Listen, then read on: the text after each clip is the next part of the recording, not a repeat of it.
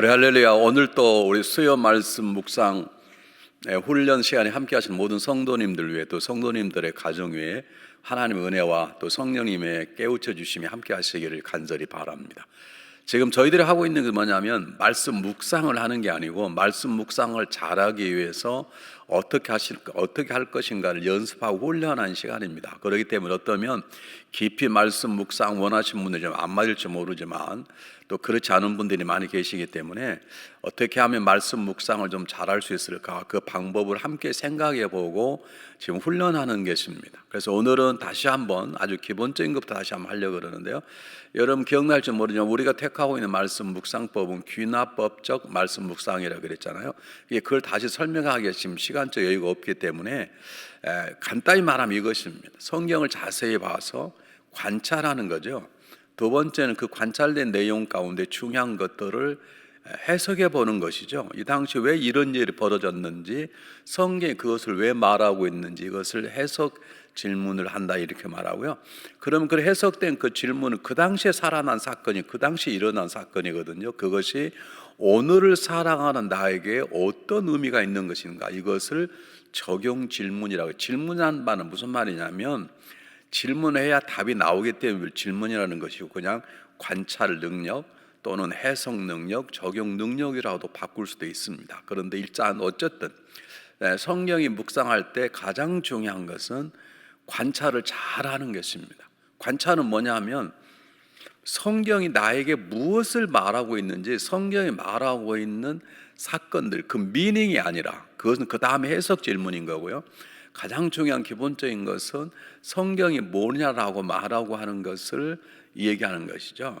제가 이거 할 때마다 이제 가끔 물어보는 게 뭐냐면 이런 겁니다. 여러분 한번 답해 보시길 바랍니다. 동방박사들이 아기 예수님을 찾아와서 예물을 드리고 경배하고 돌아갔지 않습니까? 그럼 제가 성도들이 물어봅니다. 성경은 동방박사 몇 명이 왔다고 말합니까? 이렇게 물어보면 대부분 다 준비되었다는 듯이 3명입니다 그렇게 얘기합니다. 왜냐하면 하나님 예수님께 드려진 예물이 3개이기 때문에. 그런데 성경은 3명이라고 말하지 않습니다. 10명이 올 수도 있습니다. 선물 3개를 드렸을 뿐이지, 이게 관찰 질문이란 내가 상상해서 이게 3명일 것이다 이렇게 말하는 게 아니고, 성경이 정확하게 나에게 주는 정보가 무엇인지를 발견해내는 것입니다. 그게 절대 쉽지 않습니다. 그래서 하려고 그러면 그것을 물어보는, 성경이 지금 나에게 무엇을 보여주려고 그러는가, 미닝은 놔두고요, 그것을 뜻하는 것은 그 성경이 주는 영적 교훈이 무엇인가, 그건 해석 질문이라고 말하는 거고, 제가 그건 다음 주에 해보려고 그러는 거고요. 오늘은 가장 기본적으로 성경이 무엇을 나에게 보여주는가, 그림을 보려면 그림을 잘 봐야 되잖아요. 지금 그림 속에 처가지붕이 있는 것인지, 그림 속에 아파트가 있는 것인지, 자동차가 있는데 그 자동차가 현대인지 기아인지 토요타인지 또는 뭐 렉서스인지, 이런 것들을 정확히 볼 수 있을 때 우리는 그 다음에 해석 질문이 나오는 것입니다. 지금 그림이 안 보이는데 해석할 수 없잖아요. 무슨 그림이 있는가 보여야 그 그림을 그린 화가가 무엇을 우리에게 말하려고 하는가 보이는 것처럼, 성경을 잘 관찰해야 성경의 저자이신 성령님께서 우리에게 무엇을 말씀하는가를 깨닫게 되는 것이, 그것을 해석 질문이라고 그러고요. 그 해석 질문을 우리의 삶 속에 살아내기 위해서, 그럼 내가 그것을 어떻게 살아낼까, 그런 질문을 적용 질문이라는 것입니다. 자, 그럼 오늘 우리가 너무나 잘하는, 일부 제가 의도적으로 잘하는 본문, 그러나 관찰하기가 그렇게 쉽지 않은 본문을 우리 함께 읽고 한번 찾아내보기를 원합니다. 깊은 의미가 아니라 그 성경이 우리에게 지금 무엇을 보여주고 있는지, 가장 중요하게 강조하고 보여주는 게 무엇인지를 찾아보려고 합니다. 네, 본문은 사도행전 2장 42절로 47절 말씀입니다. 한번 다 펴보셨으면 좋겠습니다. 가장 기본적인 것은, 우리가 말씀 묵상할 때 여러 번 말씀드렸지만, 성경을 한 구절을 잘라냈으면 그것을 반복적으로 읽는 것입니다. 왜요? 그게 그림이 들어올 정도로.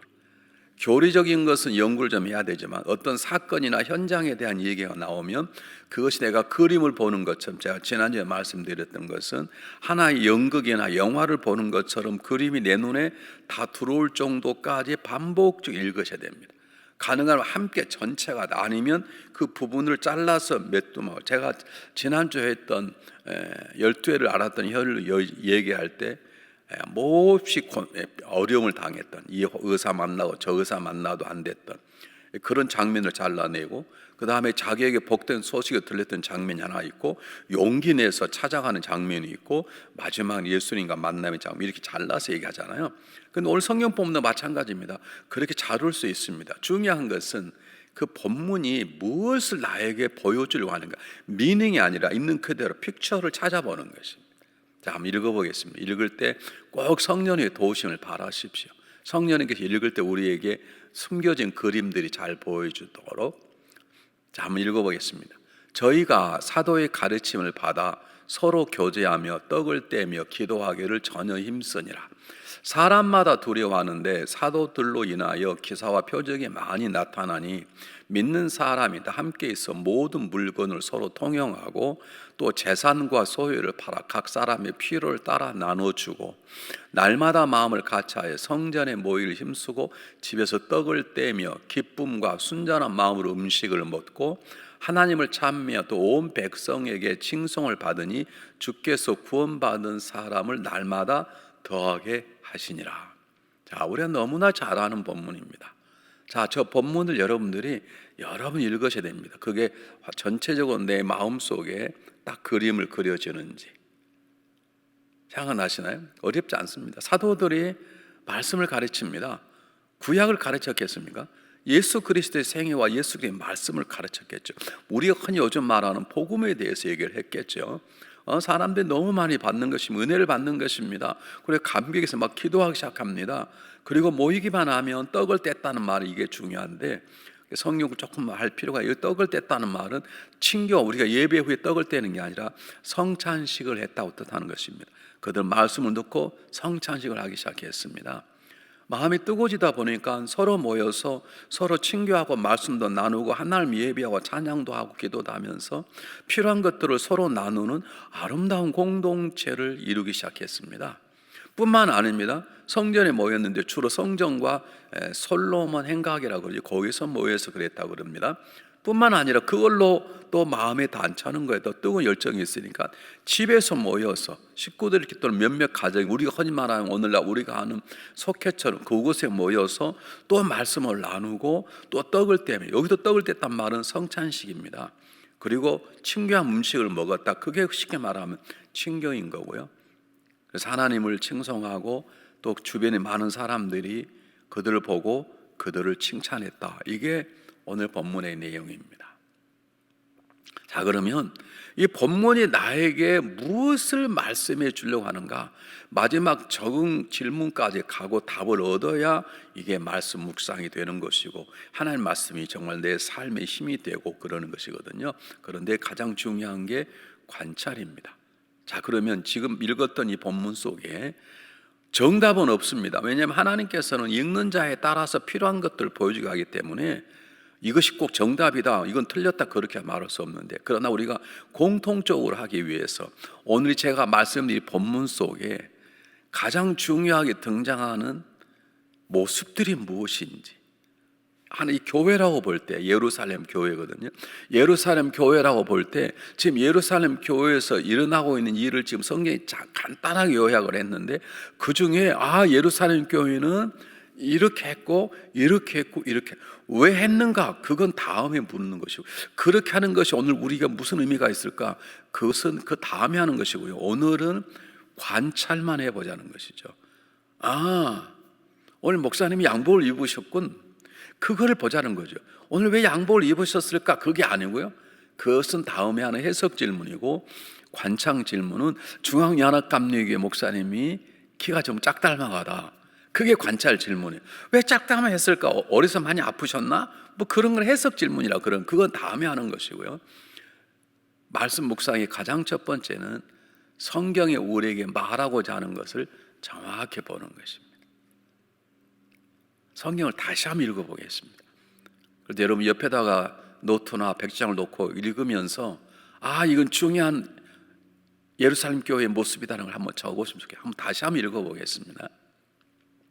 저희가 사도의 가르침을 받아 서로 교제하며 떡을 떼며 기도하기를 전혀 힘쓰니라.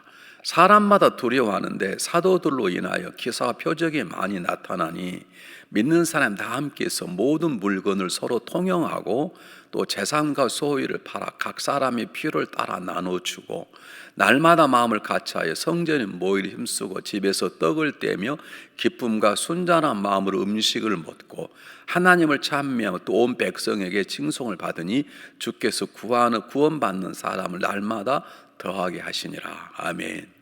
자, 누군가가 성경을 읽으면 다이아몬드를 보는 것 같아서 보는 각도에 따라서 색깔과 모양이 달라지듯이 성경도 그렇다고 말합니다. 그렇습니다. 오늘 본문을 통해서 우리에게 중요하게 보이는 모습들이 각각 다릅니다. 그런데 가장 중요한 기본적인 것은 성경을 읽고 내 마음에 확 닿는 것을 무조건 찾는 것이 아니라 처음부터 찾는 것입니다. 한번 읽어보는 거예요. 처음부터 오늘 읽었던 42절부터 이 42절에 떠오르는 모습이 무엇일까? 이렇게 해석해 나는 거 귀납법적이라고 그런 거거든요. 그냥 읽다 보면 마지막 부분이 확 와닿을 수 있습니다. 그럼 마지막 부분을 하는 것은 나중에 우리 개인적으로 묵상할 때 하는 것이고요. 말씀 묵상 훈련에 가장 중요한 건 첫 줄부터 읽고 안 보이면 그냥 넘어가고 보이면 찾는 것입니다. 첫 줄에 뭐라고 말하냐면 저희가 사도들의 가르침을 받아 서로 교제하며 떡을 떼며 기도하기를 전혀 힘쓰더라. 이 본문 속에 나에게 와닿는 아름다운 교회의 모습이 무엇인지 사람마다 다릅니다. 네, 근데 저는 목사이기 때문에 딱 떠오르는 게 있었습니다. 뭘까요? 네, 이건 뭐 정답이 없는 거니까 제가 읽고 그냥 오늘 성경 본문에 아주 중요한 것들은 저에게 따라온 가장 중요한 것은 사도들이 가르쳤다, 가르침이 있는 교회입니다. 여러분 다른 곳에서 이렇게 사람들이 모여서 가르쳤다고 나온 본문들은 별로 없습니다. 구약에는 와서 그냥 예배만 드리고 제사만 드리고 갔지 가르쳤다는 말이 별로 없어요. 근데 이제 예루살렘 교회가 시작이 되면서 이때부터 가르침의 문제가 등장합니다. 중요한 오늘 예루살렘 교회 첫 번째 중요한 것은 사도들의 가르침이 있었다는 것입니다. 뭐를 가르쳤을까요? 물론 하나님 얘기를 했었겠죠. 구약에 대한 얘기도 했을 것입니다. 모세의 출애굽 역사도 얘기했을 것입니다.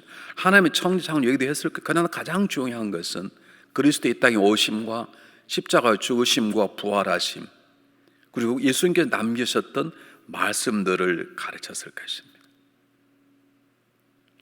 사도들이 얼마나 뜨거운 마음으로 가르쳤겠습니까? 사도는 이미 자기들이 다 죽을 각오를 하는 사람들입니다. 이미 다 알고 있었습니다. 그러나 그 죽음 자체를 두렵지 않고 자기 남은 생애 가운데 사람들을 살려내기 위해서 열심히 가르치는 것이죠. 이 깊은 의미는 지금 하고자 하는 게 아닙니다. 네, 그렇게 하나 발견하는 것입니다. 아, 이 교회는 사도들의 가르침이 있는 것이구나. 하나님의 말씀의 가르침이 필요하구나. 아, 복음이 필요하구나. 예수님의 십자가 무엇인지를 선포할 필요가 있구나. 교회는 예수 그리스도의 오심과 십자가 죽으심과 부활하심의 사실이 가장 중요하구나. 그걸 누군가가 가르쳐야 되는구나. 그러는 것이죠. 이게 예를 들어서 적용 질문에 가면 나는 잘 배우고 있는가? 아니면 나는 배워서 사도처럼 가르치는 자인가? 십자의 복음을 이렇게 나가는 것이죠. 근데 그 적용 질문을 하지 않고 관찰만 해보겠다는 것입니다. 자, 두 번째, 다시 한번 42절 읽으면 저희가 사도의 가르침을 받아서 서로 교제하며 떡을 떼며 기도하기를 전혀 힘쓰니라 이렇게 나와 있습니다. 네, 저 본문 속에 저에게는 저는 목사이기 때문에 또 가르치는 게 저에게 주어진 직분이고 사명이기 때문에 저게 확 들어왔어요. 또가 뭐가 들어올까요? 제가 힌트를 드리겠습니다. 친밀한 뭐가 있는 교회입니까? 친밀한 교제가 있는 교회입니다. 그들은 말씀을 배우는 게 끝나지 않았습니다. 여러분 예배 끝나고 그냥 확 가시면 안 됩니다. 지금 우리가 그럴 시간이 없지만 은혜를 받았으면 친교실에 가서 식사도 하고 교제도 하고 일주일 동안 살았던 말씀도 이렇게 얘기하고 그래야 되거든요. 얘는 친밀한 교제입니다. 교제는 여러 가지가 있습니다. 교제는 그냥 잘 계시냐고 문안하는 것도 있고 이게 사귐이죠. 교제는요 섬기는 것이죠. 교제는요 나눔입니다. 내가 지난 주간 이렇게 살았어요. 하나님께 이렇게 나누어 주었어요. 그러는 것입니다. 여러분, 교제 가운데 가장 중요한 교제는 기도에 전 힘썼다 그러는데 서로 기도하는 것입니다. 기도로 서로를 돕는 것입니다. 기도 제목을 주고받고 기도하는 것이 친밀한 교제입니다. 초대교회는 이 친밀한 교제가 일어나고 있었어요. 우리 현대교회는 어떠나요? 현대교회는 잘 안 되죠. 현대교회는 겨우 할 수 있다는 것이 예배 드리고 끝나고 나면 식사 잠깐 하고 그때 인사 좀 나누고 그냥 헤어지잖아요. 대부분 사람들. 그 수요일날 오면 수요일날 예배 드리고 그냥 가지 끝나서 막 교제하고 나누고 내가 지난주 어떻게 살 그런 말 잘 하지 않잖아요. 우리가 하는 것은 소그룹으로 속회라는 것을 만들어서 한 달에 한 번, 한 달에 두 번 모여서 그곳에서 다시 조그마한 예배도 드리고 나눈다는 것이죠. 네, 그래서 여러분이 교제가 굉장히 중요하기 때문에 여러분 기억하시고 어려운 상황 속이지만 이 교제를 많이 하시기를 바랍니다. 안 되면 1대1이라도 줌으로 또는 만나서 요즘 좀 많이 상황이 좋아졌기 때문에 함께 오셔서 우리 클래스들이 많이 비잖아요. 좀 떨어져 앉아서라도 얼마든지 일주일 어떻게 살았는지 서로 나누고 그리고 동일하게 그를 위해 서로 기도하는 기도의 교제가 있었으면 좋겠다 그런 생각을 갖습니다. 여러분 교제가 살아나야 되는 것입니다. 교회라는 것 단어 중에 하나도 이런 펠로우십 처치 그러잖아요. 이 교제를 강조하는 것입니다. 그냥 사람과의 교제가 아니라 그리스도 안에서 생명을 나누고 생명을 증거하고 사랑을 나누고 말씀으로 섬기는 교제가 필요한 것입니다. 여러분 교회 조용히 와서 조용히 가는 것 분명히 말씀드리지만 건강한 것은 아닙니다. 세 번째 보겠습니다. 세 번째 43절 한번 보실까요? 한번 잘 보시면 좋겠는데요. 43절 보면 사람마다 두려워하는데 사도들을 인하여 기사와 표적이 많이 나타나니 사도들이 어떤 이 얘기를 하고 어떤 것을 이 얘기를 하고 예수 그리스도를 믿으면 막 병이 낫는다. 그러면 막 병이 막 낫기 시작하는 거예요. 기도하고 예를 들면 그런 것입니다. 기사와 표적이 일어났다는 것은 저걸 뭘 말합니까? 초대교회 때 사도들의 기가 막힌 가르침이었습니다. 십자가의 복음을 증거했습니다. 하나님의 일하심을 얘기하기 시작합니다. 성령의 역사심을 얘기했겠죠. 어떻게 하면 구원받는가를 얘기를 했겠죠. 그 말씀을 받으면 성도들의 마음이 뜨거워져서 그냥 가지 못하는 거 막 친교를 하는 것입니다. 서로 받는 은혜를 나누는 것입니다. 그런데 그 가운데에서 어떤 역사에 기적과 표적이 일어났다는 것이죠. 그럼 저걸 뭘 말하는 것일까요? 사도들의 능력을 말하는 것일까요? 뭐 사도들의 능력, 기도의 능력이라 말할 수 있죠. 정확히 말하는 것은 저것은 성령님의 일하심입니다. 초대교회 때 강력한 성령님이 일하셨다고 하는 것을 오늘 성경은 우리에게 보여주고 있는 것입니다. 그 다음에 한번 마지막 절 한번 보실까요? 마지막 절 47절 보시기 바랍니다. 하나님을 찬미하며 또 온 백성에게 칭송을 받으니 주께서 구원받은 사람을 날마다 더하게 하시니라. 주께서 구원받은 저 주는 성령님을 뜻합니다. 성령님께서 사람들을 계속 은혜 받고 또 복음이 들려지면 그 사람 믿게 되고 또 예루살렘 교회 성도들 소식을 듣고 나도 교회를 가야 되겠다. 나도 성전에 가서 나도 솔로몬 회당에 가서 사도들이란 사람의 말을 들어야 되겠다. 그렇게 해서 모여들이 와서 은혜 받고 세례 받는 수가 늘어날 수 있도록 누가요? 주께서 성령님께서 일하셨다는 것이. 여러분 교회는 사람 수도 중요하지만 아름다운 건물도 중요하지만 재력도 중요하지만 성령의 일하심이 가장 중요합니다. 아름다운 집도 중요합니다. 좋은 침도도 중요합니다. 평안함도 중요합니다. 근데 정말 중요한 건 우리 가정 안에 성령님께서 일하심이 있어야 되는 것입니다. 성령이 내 남편의 마음도 성령이 내 아내의 마음도 성령이 내 자녀의 마음도 우리 가정뿐만 아니라 우리 가정에 하는 사업체 모든 것도 성령의 손을 댈 수 있도록 성령이 일하시는가 한번 보시면 참 좋겠습니다. 네 번째입니다. 42절. 네, 저희가 사도의 가르침을 받아 서로 교제하며 떡을 떼며 그랬어요. 성경을 저대로 보면 잘 해석이 어렵죠. 그래서 우리 성경 공부가 필요한데요. 떡을 뗀다는 말은 우리가 예배 끝나고 나면 밥 먹는다는 게 아니라 떡을 뗀다 할 때 저 때는 저건 성찬식을 말하는 것입니다. 성찬 예배를 드리는 것이죠. 또 하나 보실까요? 46절 한번 다시 한번 보셨으면 좋겠습니다. 날마다 마음을 갖춰 성전에 모여서 뭐 했을까요? 사도들의 말씀도 드렸지만 그들은 예배를 드렸을 것이고 집에서 떡을 떼며 그랬어요. 저 떡도 성찬식을 말합니다. 그 다음에 음식을 먹고는 친교를 말하는 거예요. 성찬식은 성찬 예배거든요. 그러면 우리는 저 본문을 놓고 금방 할 수 있습니다. 사도들이 가르칩니다. 그들이 뜨거운 마음으로 뭐 했을까요? 그래서 우리가 네 번째 예루살렘 교회의 아름다운 모습을 찾아낼 수 있어야 되는데 열정적인 예배입니다. 그냥 예배가 아닙니다. 주일나니까 할 수 없이 가는, 내가 목사고 권사고 장로인데 권사인데 교우장인데 내가 안 갈 수 없다, 내가 그게 아니고요. 안 가면 안 되는, 하나님 예배하지 않으면 뜨거운 마음을 가지고 여러분 나오셔야 됩니다. 요즘은 팬데믹이기 때문에 뭐 주일날 안 나오셔도 제가 왜 안 나오냐고 전화를 할 수가 없습니다. 왜냐하면 온라인으로 예배 드리는 건 허용되어 있기 때문에. 그러나 여러분 한번 꼭 기억하십시오. 어떤 것이 나의 뜨거운 열정적인 예배인가 한번 생각해 보시기를 바랍니다. 다 나오란 말씀 아니에요. 여러분 가정에서 예배 드리는 것이 뜨겁게 예배 드리는 열정적인 예배가 되면 좋은데, 오늘 예배 드리면서 중간에 화장실도 갔다 오고 또 찬양은 안 듣고 설교만 듣고 그런 분들도 있을 수 있거든요. 그것은 예배는 드리지만 열정적인 예배는 아니지 않습니까? 정말 어떤 게 열정적인 예배인지. 왜냐하면 예배는 열정적인 뜨거운 예배가 되거든요. 여러분 이 당시 예배는 정확히 말하면 목숨 걸고 드린 예배가 아닙니까? 예수님을 십자가에 못 박았던 그들의 있는 가운데 중심지에서 이렇게 예배를 드린단 말은 예배 드리다가 순교하면 순교하겠다는 뜨거운 열정이죠. 여러분 예배는 드림이 굉장히 중요합니다. 그런데 정말 중요한 건 신령한 예배, 영적인 예배, 열정적인 예배가 정말 중요합니다. 뜨거운 예배를 드리지 않는 뜨거운 마음, 온라인으로 지금 드리십시오. 지금은 왜 안 나오냐 묻지 않겠습니다. 그러나 그 장소가 뜨거운 예배가 되어야 됩니다. 내가 온라인으로 예배를 드리다 보니까 예전에 교회가 함께 찬송하고 하는 것보다 못하다, 그러면 교회에 나오셔야 되는 것입니다. 아니라면 가정에서도 얼마든지 뜨겁게 예배 드릴 수 있고 전혀 문제가 안 됩니다.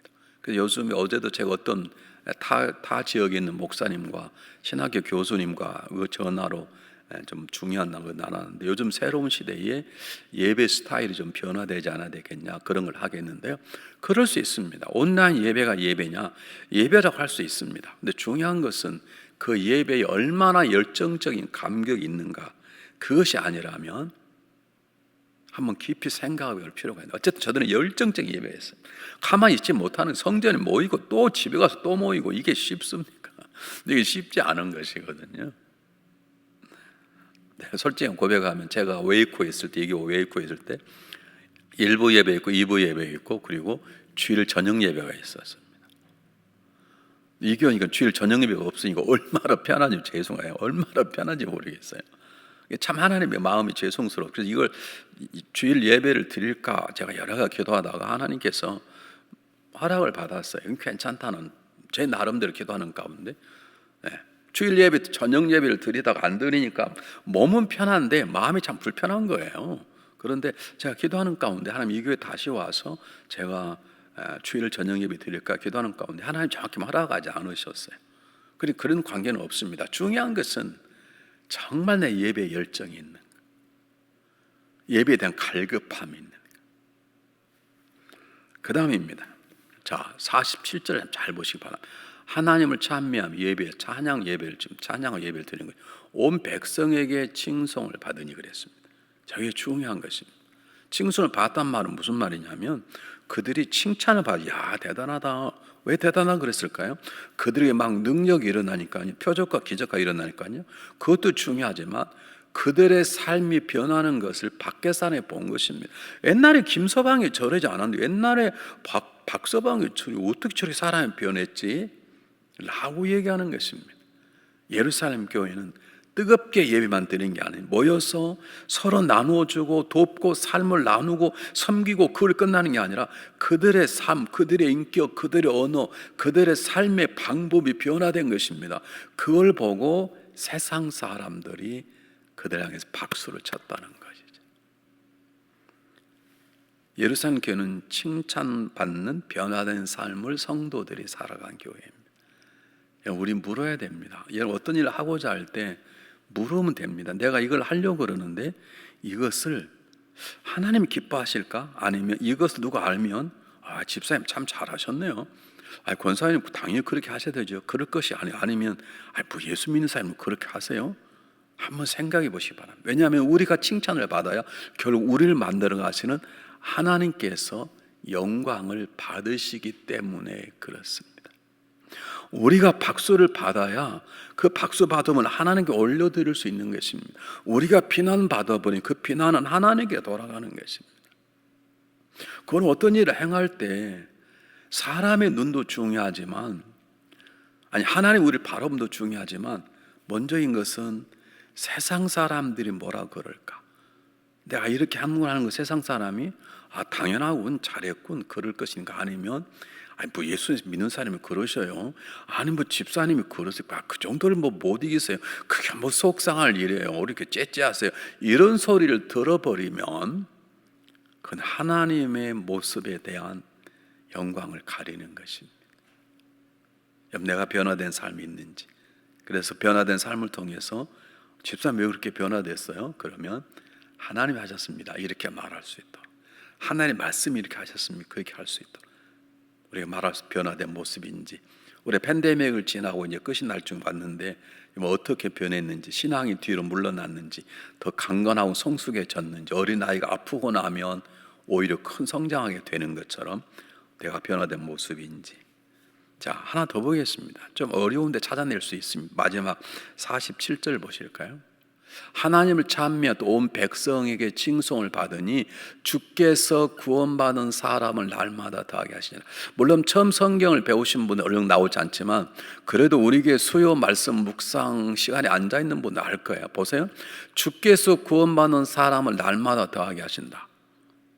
어떻게 주께서 구원받는 사람을, 그러니까 교회가 계속 성장하는 거예요. 새 가족 계속 오는 거예요. 어떻게 옵니까? 저절로 옵니까?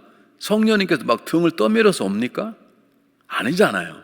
우리가 공부한 사람 알잖아요. 내가 나가서 은혜 받은 바를 세상에 드러내니까 세상생 그걸 보고 나도 당신처럼 살겠다고 하는 마음을 갖는 게 아닙니까? 다시 말하면 이들이 성경에 나와 있지 않지만 전도에 열정이 있는 것입니다. 그들이 뜨겁게 예배만 드는 게 밖에 나가서 우리처럼 좀 구원 받아봐, 예수 십자가를 믿어봐, 부활한 주님을 믿어봐라고 하는 뜨거운 전도 열정이 있으니까 그렇게 고백하는 그들의 고백이 역사할 수 있도록 성령께 도와주신 것을 주께서 모인 자의 수를 더하시더라, 그 말이죠. 구원받는 사람, 그들은 예배만 드리는데 성령께서 그냥 들었다 저기에 가라 그렇게 하는 게 아닙니다. 성령님은 사람 안에 거하십니다.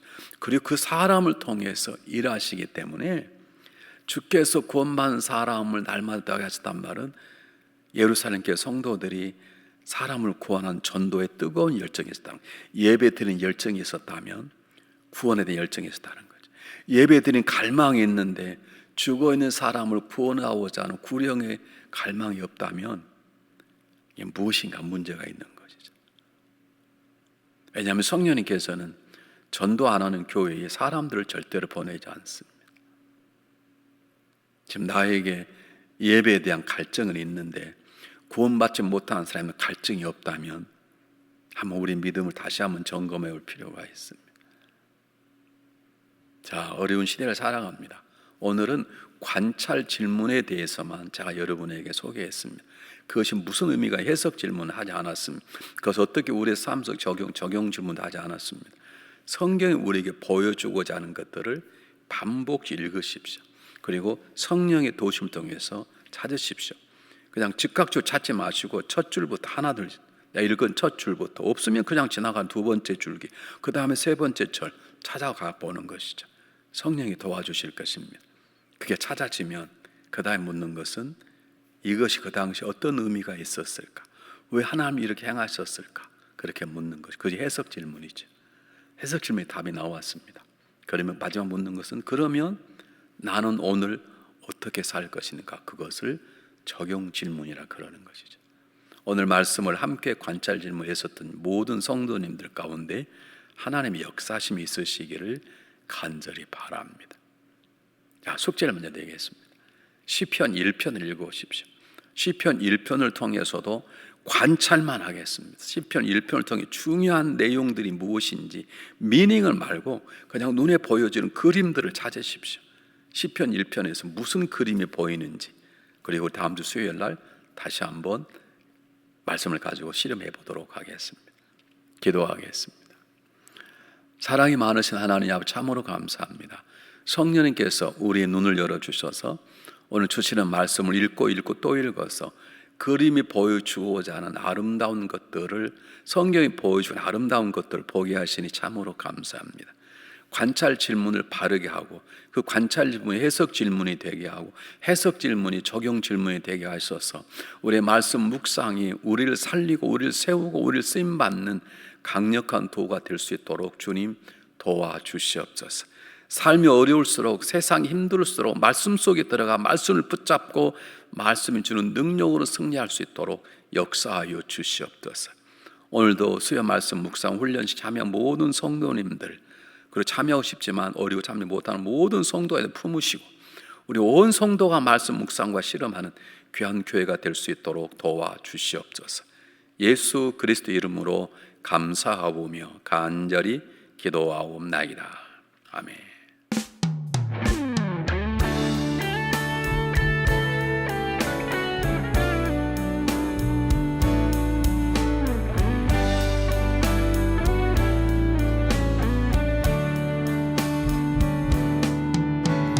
선한 능력으로 안으시네. 그 크신 발로 날 붙드시네. 절망 속에도 흔들리지 않고 사랑하는 주 얼굴 구하리.